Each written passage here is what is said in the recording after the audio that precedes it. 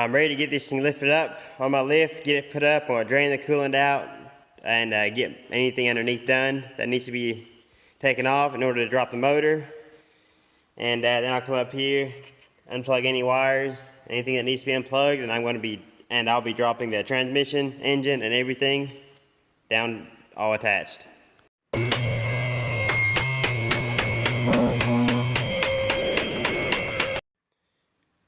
First thing, I'm getting these plastic shields under here taken off.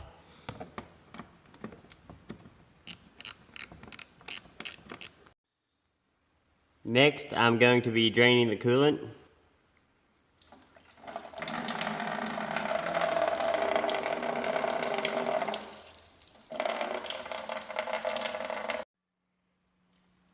I've got the coolant reservoir off and the heat exchangers reservoir, and I'm working on getting the cooling fan out.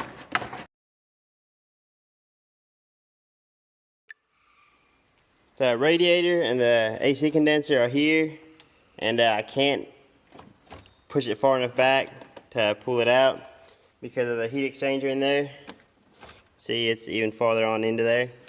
So when I lower the cradle, this here will just go down and drop at the bottom. That way I don't have to pull the front bumper out or off. I've got the wires and everything unplugged from the PCM. Everything back here is loose, ready to come out. Same with this side, a few lines are off. So I've got those two coolant lines down in the back I gotta get off yet, and then I'll get underneath the car and start unbolting the cradle. I did end up just taking the coolant hoses off up here in the front because I could not get back there with that blower there to release those. I just laid them back. Everything is loose on the top side. So I'm going to the bottom side now and start loosening it up, and it should be ready to drop out. Well, I've got the motor dropped all the way out. So I'm going to take that supercharger off. Take all the belts off up here, the pulleys, and get ready to take those heads off. Also, don't weld your long tubes to your exhaust. That was not fun to work with. I actually had to cut the exhaust back here because they also went and welded these clamps on 4 sides where they can't slide back and forth. So, and of course they couldn't get to the top, so they just left that open. Same with that. But just get the ones that have the flange and make it a lot easier on whoever works on your car next. I've got most of the front pulleys and everything pulled off. See that? Still got to pull the crank one off. But next thing I'm going to do is unbolt the supercharger, lift it off, then get the intercooler off, and then I plan on, of course, getting the alternator off over here, pulling the timing chain cover off.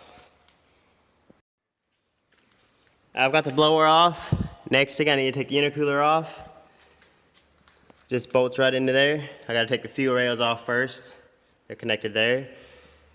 And take the intercooler off, and most of the supercharged components will be off then. And then it's just the timing chain cover. And I take the cams off, take the head studs, or take the stock bolts out. I've got the intercooler off. So it's all taken out of the middle. I pushed the wiring to the middle because I unclipped it from the heads. And the long tubes are off on both sides. I think those are some eBay special long tubes because those did not fit good at all, and they were hard to get to even with the motor out. So next thing is pull that pulley off the crank, take the timing chain cover off.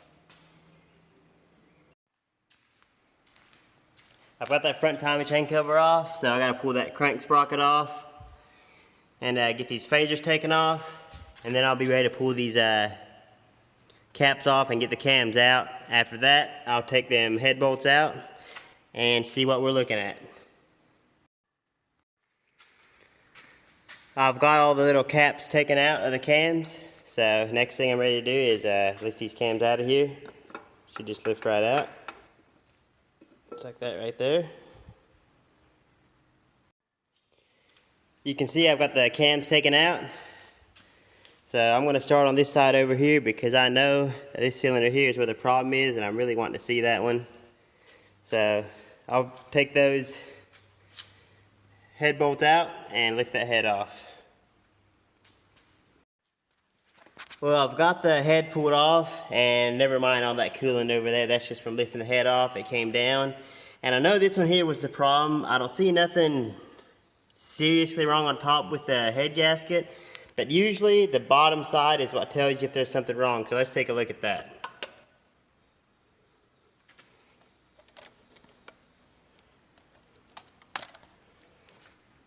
So I could probably just bend that up. We can look from the bottom. So there's that second cylinder right there.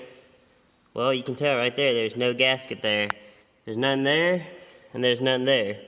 Those are those, I was seeing black pieces of it in the coolant, and that's where they were coming from. Right there, they were blowing out into there, down into the coolant, and mixing into it. I seen the black pieces from it. That one, this one here is actually out too. It's almost like someone tried to reuse the same gaskets. These don't look like they were replaced.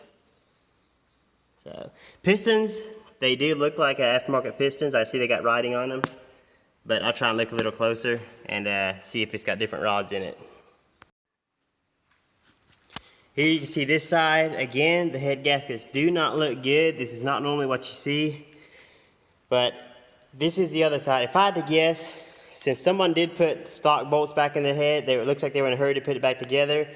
It's pretty safe to assume that they did go throw stock or reuse these head gaskets and possibly reuse those head bolts, which are torque to yield. Because even on the bottom side, this is not normally how they look. They look pretty rough.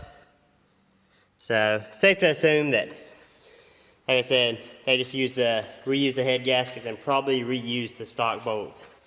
As far as the bottom end, I did recognize some ARP rod cap bolts. I recognize those. And if you look through this hole, I don't know whether you can see it or not, you can see that there are H-beams in there. It looks like I said, mainly H-beams. And of course, you can see it's got aftermarket pistons in it. You can see the little front sign there. So the bottom end was built, but someone just took a shortcut when putting the heads on. So this will be the end of this video.